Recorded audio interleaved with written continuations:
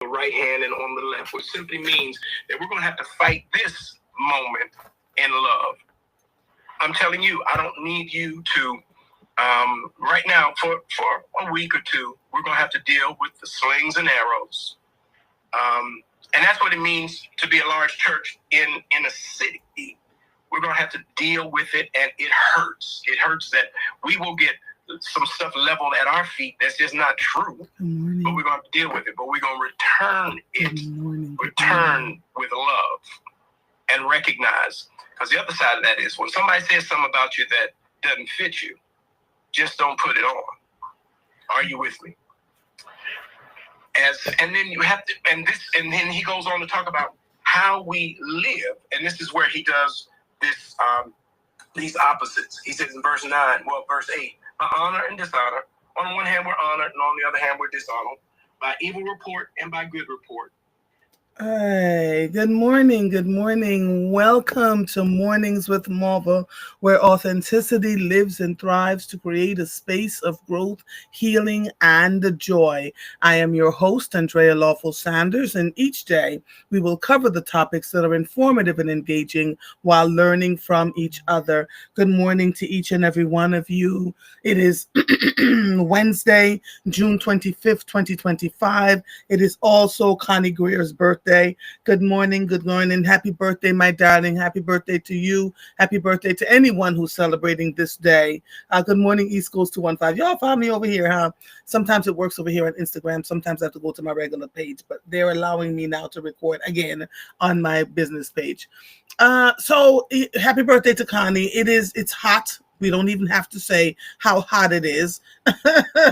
It is so hot that the air conditioner is now blowing tepid air, not because there's anything wrong with your air conditioner. So if this is what's happening to you, please know it's a direct result of you're overloading the system. Everybody's trying to do the same thing, and the air conditioner system that you have in your house, or the air conditioners that you have in your windows. Well, there goes my gratitude thing again. The air conditioners that you have in your windows are pumping as hard as they can, and you usually don't get pretty cool until around midnight, right? When it's just hot outside. I sat in my car, it was 106 degrees in my car outside for a good 30 minutes while I was sitting inside cooling off. Even your car air conditioner, while it will cool you and cool you nicely, has to work a little bit harder. So just bear with it. Don't try to replace your air conditioners because it feels like it's not blowing as cool an air as it could be. When I joined the air this morning, it was because I was listening to the Reverend Dr. Alan E. Waller, and I was listening to him because he was talking about the Baptist Convention accepting $300,000, the National Black Baptist Convention, or the Baptist Convention, because it's white and black folks in it. The National Baptist Convention went and sat and had a meeting with Target and accepted $300,000 from them, despite the fact that we as a group, black folks under the leadership of Jamal Bryant said, listen, we're going to start with Target. We're going to go to other people, but we're going to start with Target. And so despite the fact that Jamal Bryant says we're to just not shop with Target anymore, here is the leadership of the Baptist Church deciding that they were going to meet with Target on their own and take $300,000 from them. Pastor Waller, and I'm sure others, are hot. He says that he saw this coming last year. They were trying to get someone else voted in as the head of the National Baptist Convention. That didn't work. And he said as of last year, they just stopped going to the Baptist Convention because they saw this foolishness. And I'm quoting him, he saw this foolishness coming. But what he said that really stuck with me is this. When you are part of something, or when you're in leadership and the hits come, whether you make a mistake or something else is going on, and people are people around you are being hit with, they did this or they did that, you have to stand in the midst of that storm.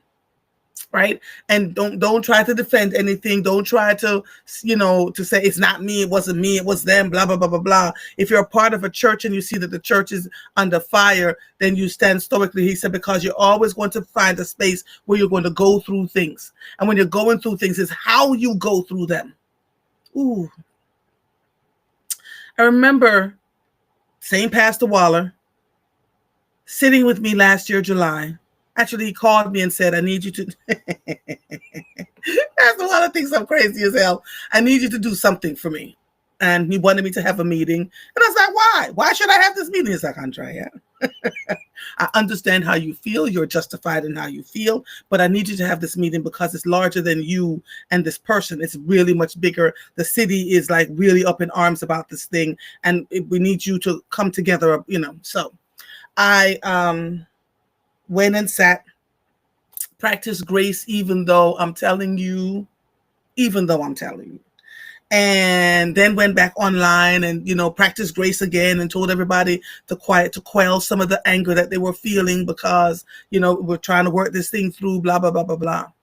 And when the meeting ended, Pastor Waller looked at me and he said, the grace with which you took care of that, the fact that you manage this in such a graceful, thoughtful way, he says, you don't have to do another thing. The people will stand up and do what needs to be done. You don't have to say anything else. The people are going to make sure, and people will always remember that with the grace and the dignity and the class act you were in the middle of all of what was going on in that moment. If you don't know what I'm talking about, listen, look, those of you who know, tell the people who know, who don't know, okay? And then he was absolutely right. I started working and traveling across the country, and people would stop me and say, you were such a class act. We saw what happened. We saw how you met. So Pastor Waller was right. When things come, how you respond to those things really determines how people look at you and see you. And he was right. I was pissed. I promise you I was pissed off. But I understood what he was saying, and I understood even from my own values that I have to deal with this differently than the way my flesh would want me to deal with it, right? And so this has to be the lesson for all of us. People are going to do things and say things, and your natural urge is to get up and try and defend yourself or knock somebody out. Let your work speak for itself. Let the value of what you bring to folks speak for itself, because over time, things will work itself out. And that's exactly what happened. And so as a direct result of the way I managed what I was supposed to manage, you all have not stopped showing up. You all continue to be here. You all continue to say, Marvel, how else can we support you? Right? And so it's absolutely true. And let me tell you all, it doesn't feel good. It does not feel good. And despite it not feeling good, you have to square your shoulders and say, I have to let my work speak for itself. And so here we are almost a year later, and you all have shown up. You're listening to me talk every morning, have conversation with you, bring all the guests that you would want to do, something that I thought, I'm not doing this anymore. I told you I saw Joy-Ann Reid, and she was like, my God, the way you handled yourself. The people in media kept stopping me locally and nationally. My God, the way you handled yourself. It is a class act. And so you get to decide in the midst of the storm what that will look like for you. What that will look like for you. And quite frankly, I didn't really deal with what happened to me until I saw it happening to Joy-Ann Reid. That's when I broke. And then I literally came on the air and said to all of you, I did a video on Facebook and YouTube, and I said, this was my breaking point. So I was honest about at that point about the hurt and the anger and the disappointment that I felt for being targeted, right? Despite doing what most people had never been able to do in their lifetimes, and may never ever be able to do it in their lifetimes. But jealousy, feeling like you should be the chosen one, etc., can lead to people making decisions and doing things that will harm them and continue to harm them. So remember that I told you that, okay? David Alexander Jenkins is going to join us this morning. I spent a couple of hours with him last night at 6 ABC. He and I will talk a little bit about that, and then about what's happening in the country, because here's the other reality, my darlings. Here is the other reality. I think I am doing, what am I doing? Sorry. Here's the other reality. Life is shifting and changing in ways that we can't even begin to imagine. And there are days when you're going to want to get up and say, I don't want to do this. I don't want to do this. I feel unsafe. I feel unsure. I don't know what's coming. I feel like I want to run. All these other things, right? But you have to sit and still and say, I don't. And we have to turn to people who we know can help us to navigate what is happening in front of us. Good morning, East Coast 215. Where's my baby girl, Ruby? I haven't heard from her in a while. We have to just navigate. And so in the moment when people believe that it's their inalienable right to feel aggrieved or whatever, stand firmly. Surround yourself with people who can support you. And then there are times when you need to go into that secret corner and just pray. And just pray. Because the reality is, if we're expecting perfection from people, then that's not what we're going to get. But when people show you who they are and where they land, you just dust off your feet and go somewhere else. It's that easy. It's that simple. Don't hold any ought, don't hold any grudge. So a few weeks ago, when I began getting phone calls at the same people that tried to destroy me and now themselves facing all kinds of craziness, I didn't have to do anything. God said, leave it alone, Andrea. It'll work itself out. We don't always have to defend ourselves. In fact, sometimes when you think you should be defending yourself is when you should go absolutely silent and let God work. Let the universe do what it's doing, right? Good morning to all of you. Good morning, Roz. Lord, there's so much going on. Season 3, episode 3 with E. Marie Lambert is a hot one. People are sharing, listening, talking about it. She describes being married to her husband, and he all of a sudden just started slurring his speech. You know, I actually thought, and you'll hear me say this in one of the clips, that he was in the midst of dementia. Her husband, who was perfectly healthy and fine, just started going downward, and she couldn't figure out. Good morning, Kent July. She couldn't figure out what was going on with him. Go listen to that episode, please. It's on Substack, Spotify, and Apple. Let me always also say to you, this morning when I woke up, I said, I'm tired. I'm exhausted. I'm not going to get on the air today. Sometimes you just have to push through. I have 2 more days, right? And then I'm taking a vacation. And so I got up, right? Monica says, yes, we have to walk and stand firm because, honey, my flesh will have me in all kinds of mess. Thank God for grace. Yes, yes, yes. Good morning, Shamika. We're looking forward to your book. Good morning, Kent. Good morning, Roz. Whew. There's just some things going on out here. Just a lot, right? Happy birthday to Connie. Yes, yes, yes, yes. And when people stand up and say they want to support and be there for you, Tracy Powell, who just suddenly passed away, was another one. So we really just have to count our days, right? Every morning when we get up, say, I will make this the best day that I can possibly make it. And that's all we can do, no matter what it feels like, Good morning. Good morning, my darling. Good morning. How are How's you? I'm well, thank you. Can you hear me? Oh, darling, are you plugged in? Yes, we can hear you. Turn Oh, that good. leave the echo down, but turn the other stuff all the way up. So the echo button, leave it off, and If I everything else can. all the way. Yes, sir. Yes, sir. Yes, Okay, how's sir. that? There Oh, we go. you sound like clouds of joy. Yes, joy, joy, So, joy. where do you want to start, David? So much is going. Let's start with 6ABC yesterday, right? When we went to the Pride event, Pride Month event. I really like the president and general manager of 6ABC. I've been around him more than a few times, and he's an authentic man who does what he needs to do. Marguerite and Nikki. What is Nikki's last name?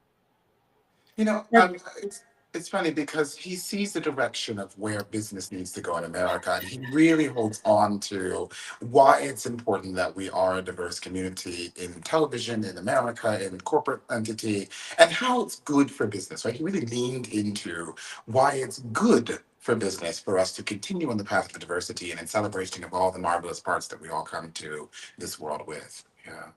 Yeah. What is the why I just heard Nikki's name yesterday and I know her name. Help me. Help me. What is Nikki's last name? So Nikki is vice president of community engagement. Marguerite works with her, helping her to curate the events that 6ABC does consistently. And so we got to meet people who were in the LGBTQ spaces that were doing great work.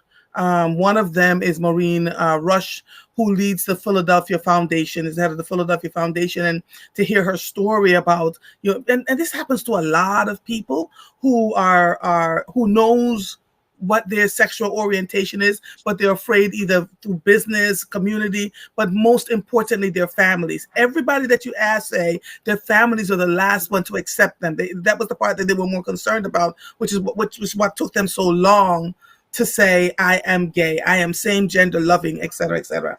And so Maureen told her story about being the first 100 women to be put into the police, the Philadelphia police force through Frank Rizzo. So she goes back all those years. She was 22 at the time. Her story stuck with me, as you can see, David.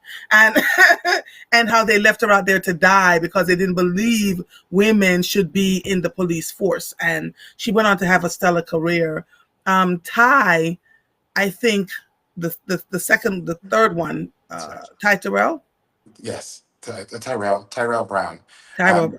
He is the head of the Office of LGBTQ Affairs in Philadelphia now, a new appointment for him, but formerly coming from Galay, who also received honors last night. Mhm. Ty has been a fixture really in helping to ensure the voice of Philadelphians who are of the LGBTQ community are heard in a way that is effective and perhaps more forcefully, this is what we need to do to help people who are homeless, to help people who are without family, to help people who are discovering who they are and maybe in some place in their life where others have shunned them. So I think this position that he takes up now with that sort of mantle is one that he's really focused on sort of bringing that reality back to governance so that we can effectively serve the members of the community at broad and at large who really do need the financial aid, the help, the food, the existence, particularly at a time when we have an administration that would otherwise turn a blind eye and ignore what is going on in the world. Ty struck me because he talked about having suicidal ideations and living in his car. His mother was in the room. I saw that. It was a careful moment to observe. Yeah. How do you talk about being LGBTQ person who is homeless, who is struggling and trying to figure it out, and mom is present? Where and of course the natural question for all of us in the room, internally, that's certainly not externally, but internally is, well, where was mom? But we don't know the story, right? And Right, we don't. we And so don't we know. can't make the assumptions. No, of We course. can't make the assumptions. Adam Joseph then tells his story that he lived 30 something years, trying to pretend that he was somebody else than other than who he was. And 10 years ago, he came out. Well, And and his coming out was prolonged because his brother was also gay who came out. And when his brother came out, the mother's reaction was so strong that he had decided he could not again create that reaction with his mother. So another 10 years in his 30-year journey, or 20 years with his parent, that's when he said, I can't. And really it was media and television life that also said, we are looking for you to present this type of image to America. It was not until he had a child where he decided being disingenuous and inauthentic would be a problem for the child as things progressed and in the world in which it was going. So I think from a standpoint of what does that actually look like and mean to be at work, to be in a family, to have a child, and then to say to the world, this is me. Um, yeah. may I be so bold as to ask you, what was your process like? Oh, birth. Yeah. No, I will tell you, there's an old adage that says that being gay is an eccentricity only afforded to the upper classes. That is to say that the more financial stability, the more education, the more worldliness, the less you care about what you do in a proclivity way. So you find a lot of acceptance quietly, not publicly, but quiet acceptance within these groups of people that they've always done this. The focus was always on, and perhaps still the depressing focus is on the creation of a child. So not so much are you gay and what does that mean, but will you create a lineage? Yes. Will the lineage suddenly stop? So I think many men have had what we have discussed as lavender marriages, which has allowed them to procreate and to continue in their way. That is not for me. I'm a very monogamous spirit. I'm not really for the shenanigans. But if it works for you, who am I? And so no, I grew up in a household where my mother's friends were very gay, and where the people who were redoing the walls and the things I remember my Uncle Elijah, who was constantly coming in and redesigning things. And so there were always lots of gay people around the house. I do know that my family had a concerted effort to try to match me to the right sort of young lady. So I had these sort of walkers, if you will, who then introduced me to people like Miss Hall's, Whitney Wiggins, who was at Miss Hall's school, and Allison, who was, and these people know we've told this story before, so I'm not giving anything up. But Allison Hall, who I was the king of the proms, right? I went to everyone's prom. I was this and the other. But I knew, and I said to all of them, listen, you're more like a sister than anything else. This is not really going to go anywhere. So I think from that sort of a standpoint, I was unburdened by the reality of being feeling like I could not be me. I will say my parents recognized it in me before I decided I wanted to say something to them. Yes, And I because mother, especially mothers, they know. yeah, so I was offended Yes. actually. Hmm. I was quite offended that my mother would call me gay. How dare she? Who did she think she was? Right? How could she? And I When did she, actually how old were you when she started doing that? 14, 15, 16. So And it she was knows. my father said to me, you really have to stop dating these young ladies because you're doing nothing but crushing their spirits. You don't actually want to do anything with them. I said, well, it's mom who keeps setting me up with people to go to dinner, right? That kind of stuff. I will say I was very trepidatious about talking to my father about things. I didn't know where he landed on things. My father was very cerebral and very quiet. He wasn't someone to express his deepest emotions verbally, often written, but not verbally. And so it was not until Chick-fil-A responded in an anti-gay campaign, if you will, that my father banned it from the office in which he worked as an executive there and told people they were not welcome to bring Chick-fil-A into the building since it was anti-gay, which was a discriminatory practice that they didn't believe in, and since his son was gay. Now, I was shopping. Do you remember we had Daffy's in Center Yes. City? How old Yes. were you at that point? I had to be 20 at this point, 21, Wow. somewhere in there. And I'm sure 21 or 22, something like that. My father's boss, Sabine Applecorin, I'll never forget her. She was shopping in Daffy. She's a great fashionista kind of girl. She's always shopping, shopping, shopping. And she said, you will not believe what your father did today. I said, what? Your father? He banned Chick-fil-A from the building. I said, what do you mean he banned Chick-fil-A? He banned Chick-fil-A. You can't have Chick-fil-A in the building. What do you mean? She's Russian. No, you can't have Chick-fil-A because your father says it is anti-gay and his son is gay and therefore it's not allowed here. And so we cannot have Chick-fil-A and I'm happy. So I called my father and I said, Dad, what do you mean you banned Chick-fil-A? He said, I don't stand for this. And I need you to know that. So for me, there was Wow. only two What a points in great which, way for him to say to you, I yeah, know who you are. I yeah, love you. I support you. yeah. Because Without that's him not the saying it. reality of many people, Yeah. David. And I think it's because, again, if you really look back at history with an understanding of its longer gate, then so many of the places where we get this anti-gay understanding is in the redevelopment, redesign of Christianity and Mhm. religiosity, right? It's not actually found in the Bible in the way we think it is. What we Mhm. do see in biblical text is this understanding of a story of the rape of angels, of Mhm. people in a house. We see this understanding of rape as an issue. So we have to understand the law. The law used to say that men could rape women, but men could not rape men. It was dishonorable to rape a person. So consensual sex was never an issue within the law, but it was perfectly legal for a man to just take any woman he wanted.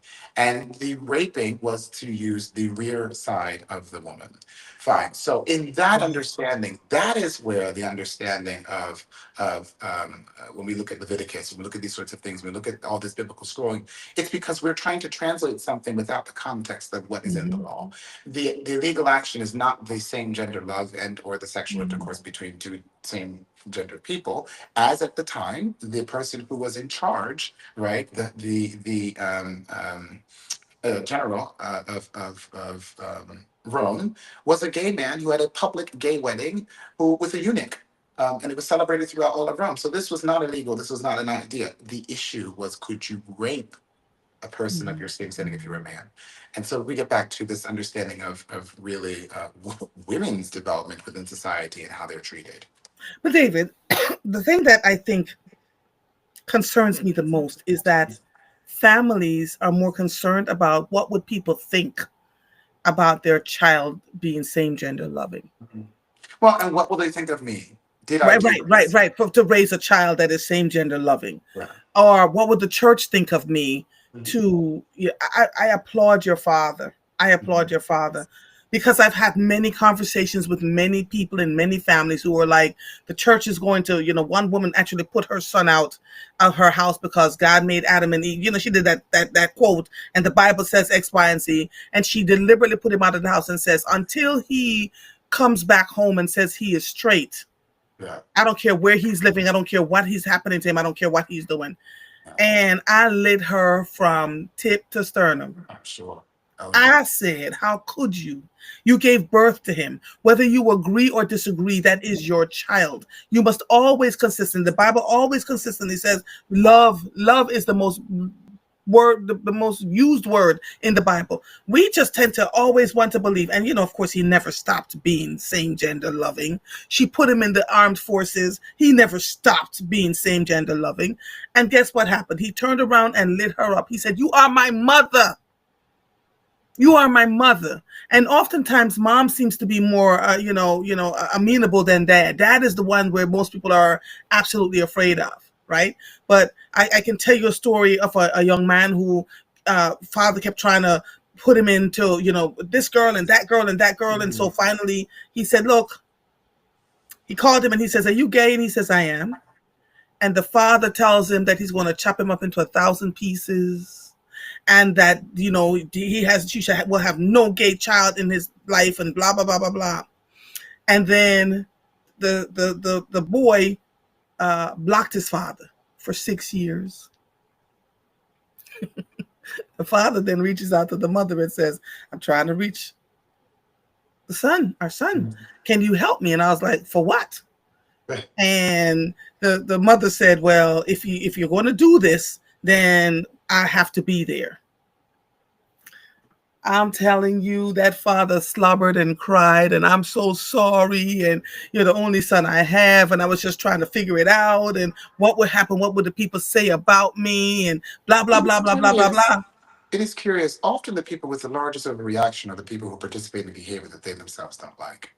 So when people come to you with a overreaction about whatever it is that you do, the person who's so angry about the man walking around in high heels is the one who was 4 years old in his mother's shoes. Yes. The person who's so upset about your same gender loving situation is the same person who's on his knees when his wife is turned around.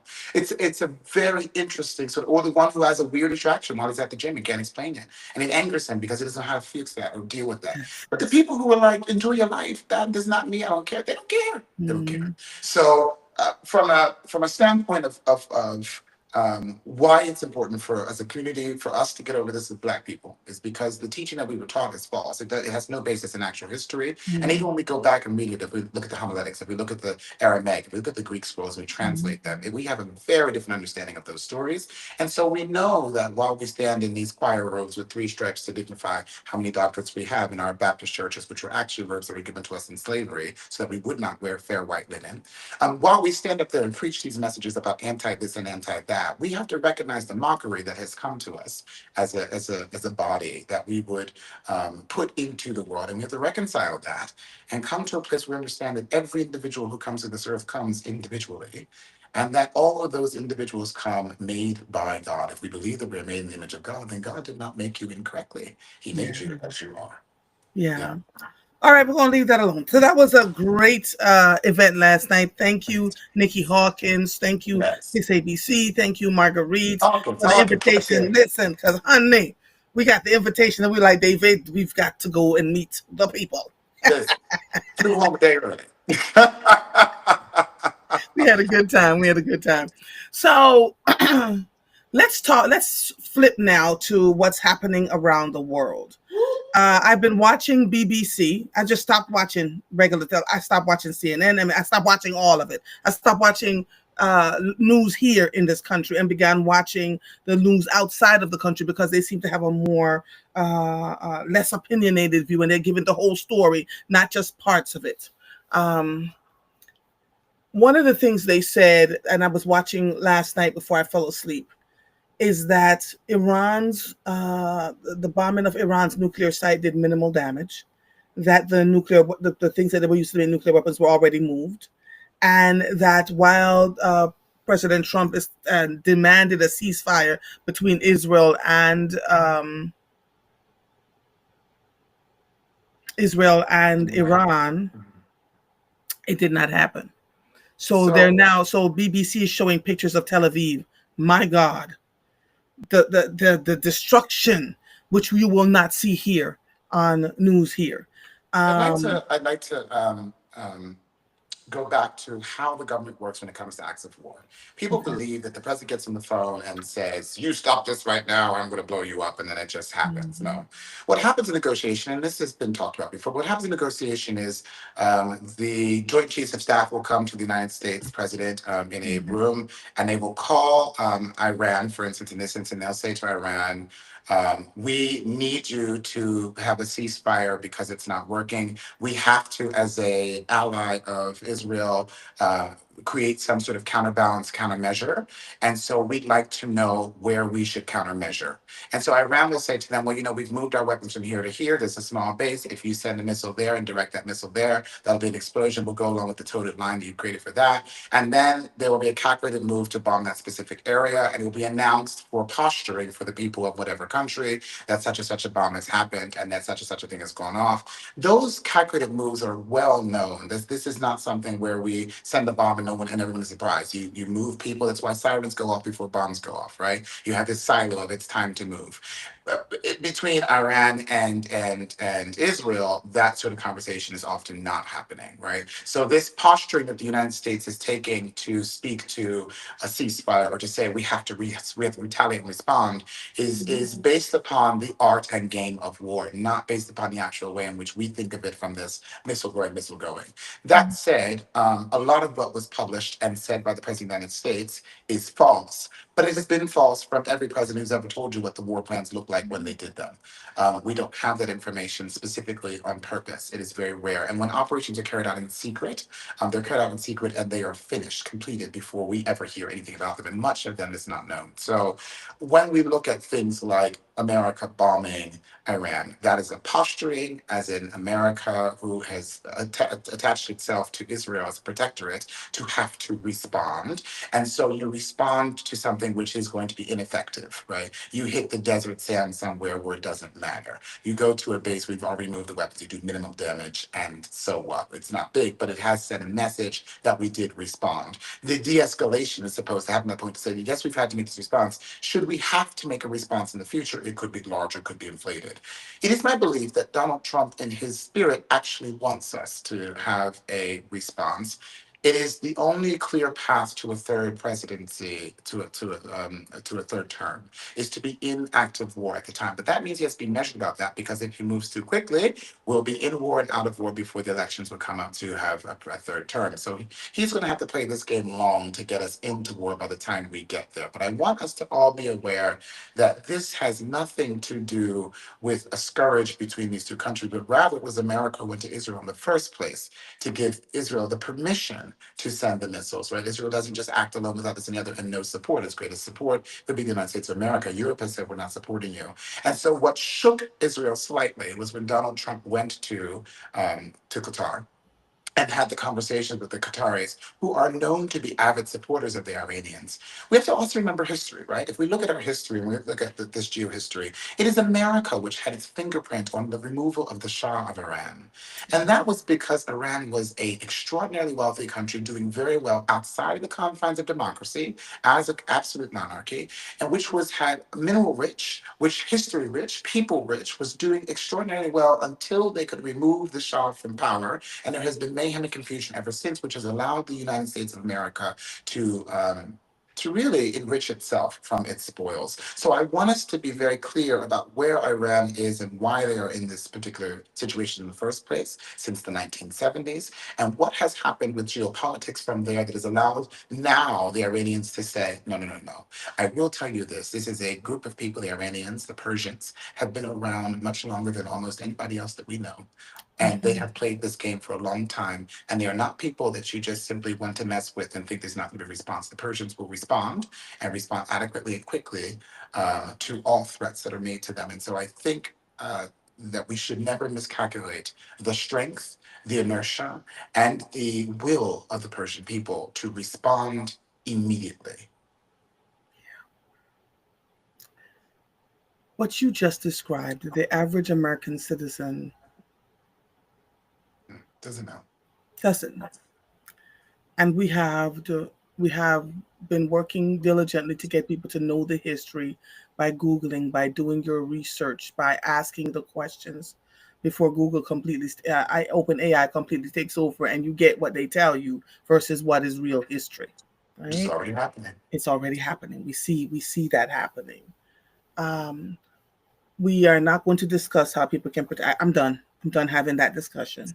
Yeah. But as you just came back from London, and what is the energy that you feel in the It's very country? interesting. I arrived in London, as I often do, for what is called Trooping the Colour. So that was the King's official birthday parade. How funny Mhm, that the King should have an official birthday parade in June, which was moved many, many, many, many mhm, reigns ago, because many times the King's birthday is in the winter and people can't celebrate. This is the people who want to celebrate their monarch. And on that same day, Donald Trump was giving his military parade for the United States government, which was actually a birthday parade for himself. His birthday fell on that day.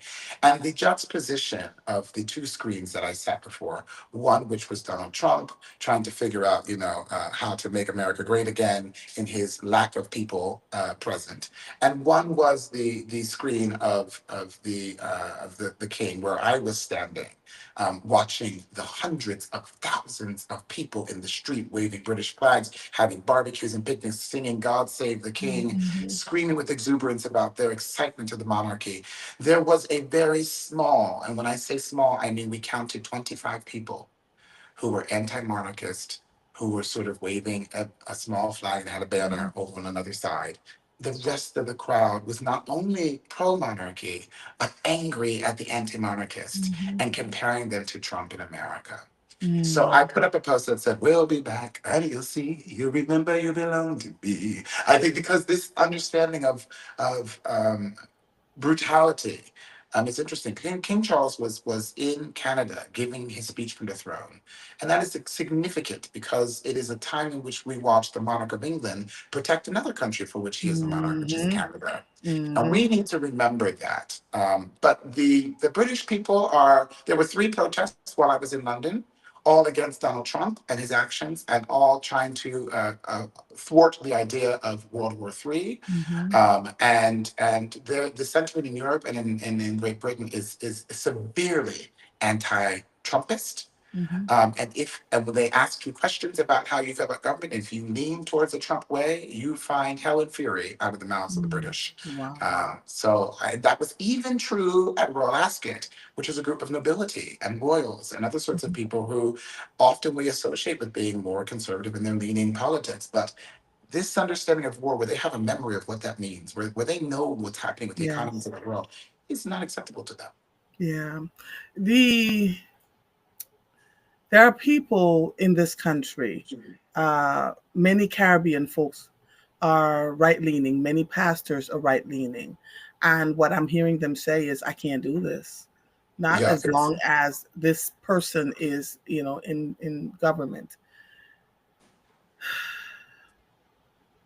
And then on top of that, there are questions about locally, how are we protecting the people here?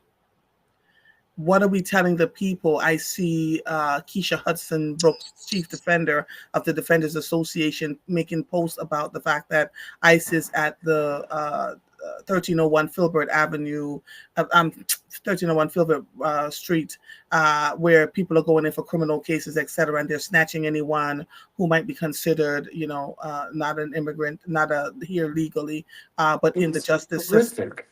Yeah, yeah. And she talked about people going for their immigration cases to be heard. And she said, I not only do we not have money at the Defenders Association to show up and protect these people, but no one is saying they're here except us. Right. So it's just there's a feeling that they're not getting any support from leadership in the city about what to do. There hasn't even been a squeak about this is where we are. This is how we're going to protect the people of this city. Just nothing, as if nothing is happening. And bless you. And she is absolutely frustrated, as are many other people, around what is happening. How do we protect the citizens? And then there is a civic duty to protect the citizens first, right? That when a council member takes the oath of office, when the mayor takes the oath of office, that is a part of the duty. It's the first duty, right?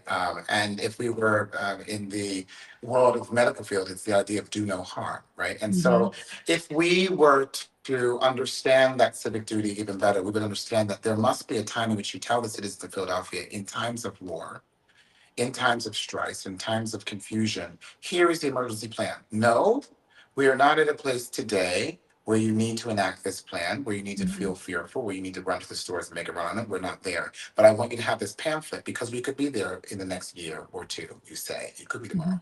But you say it could be there in the next year or two. It could be there but before the end of this term. And we want you to have an emergency action plan. We want you to know that if you hear a siren like this, it means that you need to silo. We want you to know that there may be times where there are threats of things where food lines will be created. We want you to know all that now. In Europe, they do this. In Europe, they hand out pamphlets. Again, in Europe, they began in January. Europe began in January. Yeah. Everybody has a booklet about what to do. This is an emergency situation. We should have mailed every single citizen of Philadelphia a booklet that says, in times of emergency, here is how you expect your government to respond. Here is where services can be found. Here is what you should do to protect yourself. And I think it is a severe disservice to Philadelphians. I am certain that conversations are being had in quasi form as a whole in the committee behind closed doors. Unfortunately, that is not where the buck has to stop. It does have to stop with the citizens being aware of what to do should emergency happen. We have become a reactionary government in many ways, and I will not put the finger where I think it belongs for reaction. But as a reactionary government, we are too late. It is like saying Titanic has a hole and now we build lifeboats. The idea is that we should all know what to do in situations which cause undue strife and confusion and frustration and emergencies. And just like in a building where there's a fire, we know about the fire alarm and we are used to and accustomed to taking the journey down the stairs. We need to have that same type of approach to the citizens of Philadelphia when we are actively in combat around the world. And then I'm switching a little bit. Because I learned something yesterday. Wait a minute. It just dawned on me that next week is 4th of July. And if I were a country who were pissed off at America, I'd come here for the 4th of July. They're already here. I'm going to be going back to London on the 3rd. Just walking around, leaving us all hanging out here. Yes.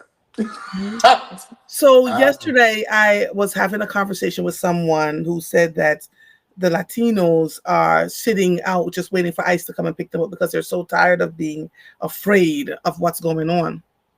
And so they're sitting out in places like Home Depot waiting for ICE to come grab them. I said, what? She said, yes, they can't sleep. There's so much going on in their heads. They're like, just come get us, take us back to wherever.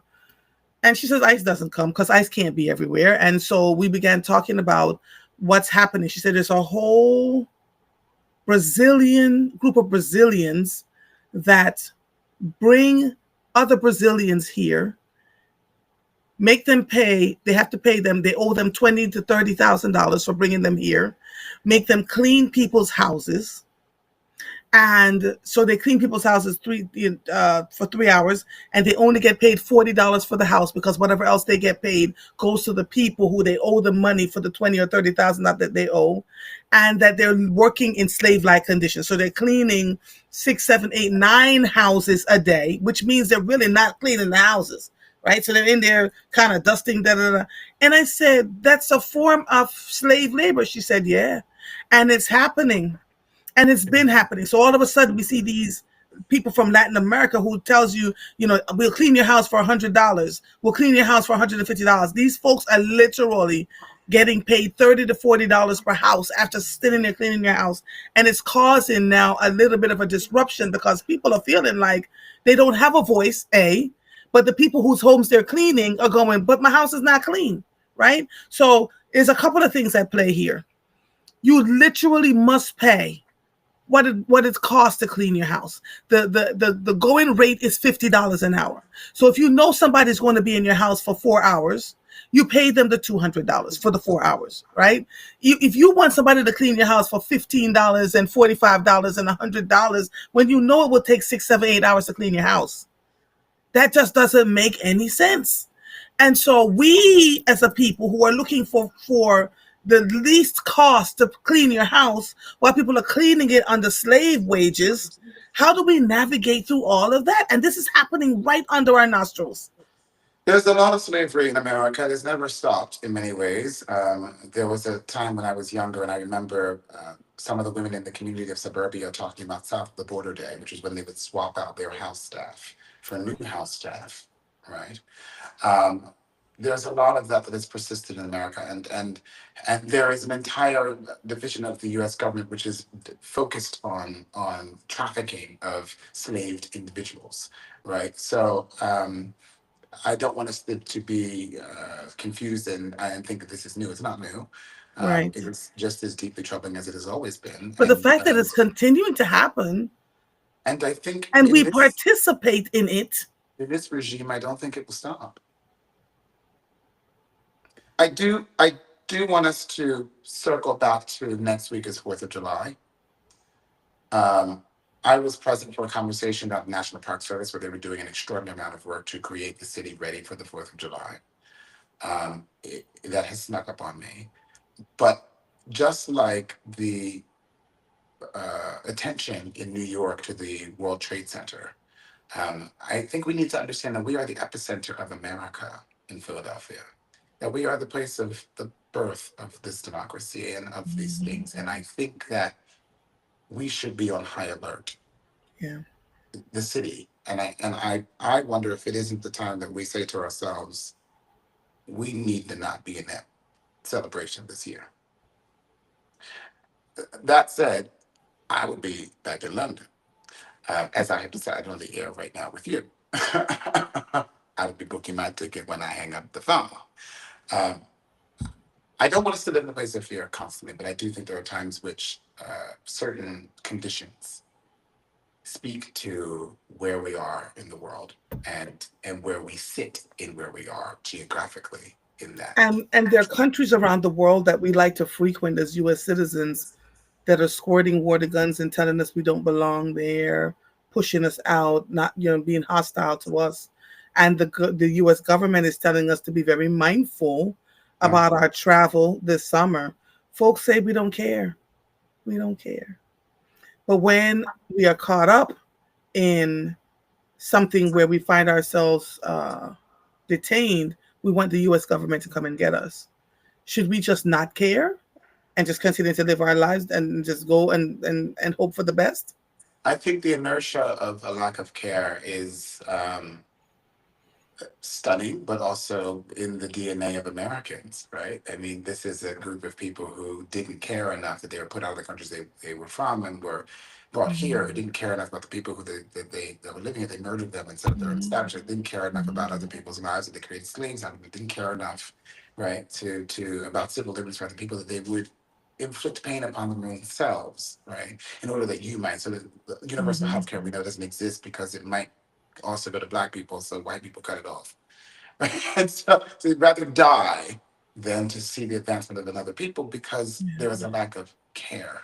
So I am not surprised by people choosing to say, I'm going to live my life the way I want to live, and there's nothing to do about that. I just want us individually to allow them, let them go.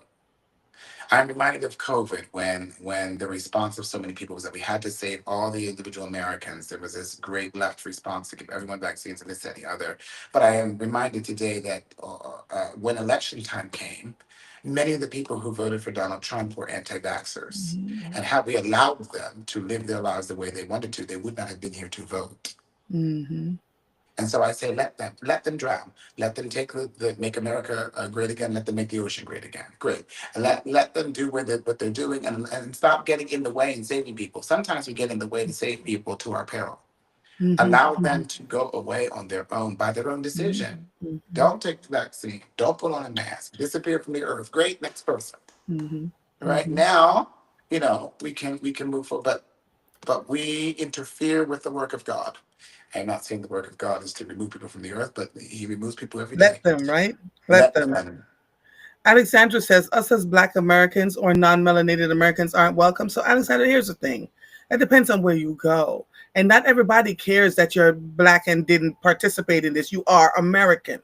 So, you have to think that way. This can't just be we are okay because we're melanated and that people understand that we're not a part of this. That's So not how that works. racism is Yes. uniquely American in the way that we understand it. It Hmm. exists in classism. It exists in clanism. So I think Yes. sometimes we try to make racism clanism. No. When people from countries that are poor and African go to England and people have a problem with it, it's not because they're Black, it's because they're poor and African. When in America, it doesn't matter what country or whether it's poor or rich, it's because you're Black. Yeah. Yeah. In conjunct, if you come from a rich African country and you go to England, you're perfectly fine because they see you as a clan, not as a color. Hmm. And here we are, everything that we do is tinted by color.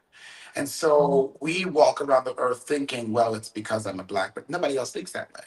No one else thinks that way, right? This understanding of racism is new in the understanding of the greater world, right? Racism So what, but as what a she's saying is because we're of color that we will not be targeted as no, United because States you are citizens. no. When you open your mouth, you're retarded is the thing that you sound like. So if you open Hmm. your mouth, now comes an American, and they say, "Oh, you're one of those Americans," and Hmm. then the questions will come: How do you feel about this? And if your answer is Hmm. not soon how they need them to feel, then you will be a target, right? Hmm. But if you're a person who says this is horrific and I'm trying to get away from the place that I think is so disgusting, you'll be okay because you share the sentiment. So it's not an anti-American sentiment; it's an anti-Trumpist sentiment. There is an anti-MAGA sentiment in the world.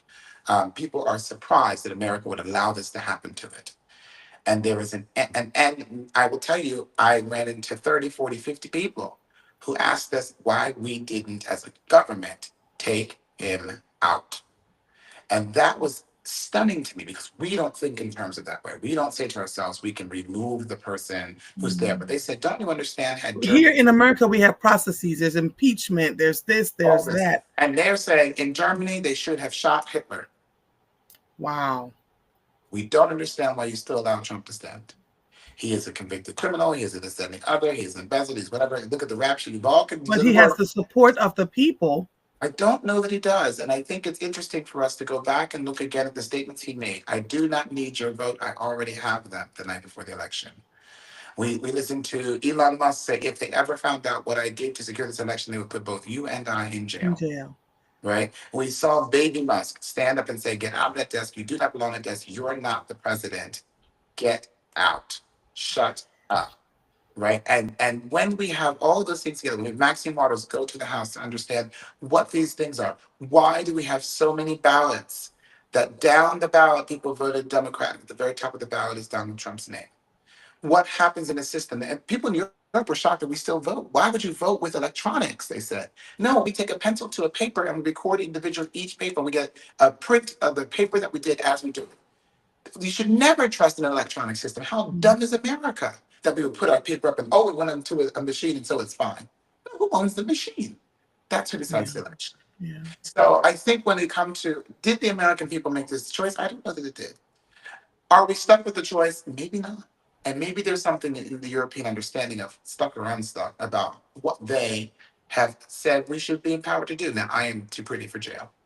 And so I will not be out there making any threats or moving Yes. in a certain way because that's just Yeah. not my being. Yes. But I do have a lovely orange jumpsuit, which I will put on if certain people disappear from the face of life because I will not be mourning when evil people are gone. It won't be me, but I will have my cup of tea as I sit on the sidelines. Yeah, it's a lot. My brother, it's always a pleasure talking to you. Marguerite says, America sees color first, no character ever. The world thinks Allegedly. Americans are crazy. Yes, The world thinks Americans are crazy for letting the nonsense and shenanigans happen in our country. absolutely. It is the hatred of certain groups of people. It is the just, the lack of respect for the value that those people bring to this country. And so now people are self deporting. White Americans are trying to find somewhere else to live. And are being told, Black Americans too, but white Americans are trying to fly out of here. The services and the things that we've, grown accustomed to that are no longer, we'll see it, but can't see it now because we have a surplus. But come September, the end of June, July, August, September, when we can't get certain things and the cost of everything is going up, and we think that America stands by itself and that we're not dependent upon other people around the world, all of those things are going to start manifesting. And we're going to go, well, what happened? Aren't we the greatest country in the world? Why is this happening to us? So we're there. But thank you. Thank you. Thank you. Thank you so much. Thank you. Thank you. Always a pleasure. We'll talk soon, okay? Yes, All right, bye-bye. For the show that I said I was not going to do, somehow we made it through. I want to thank you all for joining me. Tomorrow is the Lovers segment. It'll be Cherie and I. I did not actively seek a guest for tomorrow, so we'll have that conversation. And then Friday we have a representative from the Philadelphia Housing Authority again. And then on Monday, effectively, I am on vacation from June 30th until July 4th. So enjoy the time as we have it. These are the last 2 days that we are going to be on the air, and then we'll be off for a week. So it's just a lot. David is a wealth of knowledge because when he was a child, he was taught to research history and to know it inside and out. And I am so grateful that his family made that not an opinion, not an option, but a necessity. And so I'm grateful to have him now to give us the necessities as we did. It was because of David that I learned how to research what really did happen to the Jewish people after the Holocaust and learned about Rothschild. And so as he speaks, I then, because I don't just take what he says as gospel, I literally go and do my own research. So when you hear me letting him talk, it's because of that. So I'm grateful. I'm grateful. July 4th is next week. Be mindful about where you are, what you're going, what you're doing, because all of that will impact you. As a family, we're trying to figure out what we want to do too, and how does that manifest itself. And so take care of yourselves. And remember, while it feels intense and insane on the most part for many of us, continue each and every day just taking the moment. It's the moments, it's the minute by minute, it's the hour by hour where you try to figure out what your next move is going to be and love each other the best way that you can. On Friday will be the second anniversary, 10-year anniversary. My husband and I got married twice in a week. And so I celebrate twice. My friend said, "You married a man 10 times." Uh, and so yesterday was where we got married for the folks who were here who couldn't come to our wedding in Rincon. Friday is the day. Today is the day that we were traveling with all our friends and family to Rincon. And then Friday was the day that we actually got married the second time at sunset. So you'll see me celebrating again on Friday. I have 10 cards for my husband. I have to sign them and make sure he gets them, all 10 of them on Friday. But right now we're finding the spaces. Yes, Marguerite. She says, hydrate, hydrate, hydrate. Today is supposed to be the last day of the heat wave. And so take your time. It really takes your breath away. Take your time and do what you need to do. All right. Love to you all. Love to you all. I'm just grateful to each and every one of you. And if I see you in my runnings and my shenanigans today, just know Just stop, Marvel. All right, we'll talk. Love you all. This episode of Mornings with Marvel is officially over. I am Andrea Lawful Sanders. Thank you, Alexandra. I'll see you when I see you. Bye-bye. Bye-bye, everybody.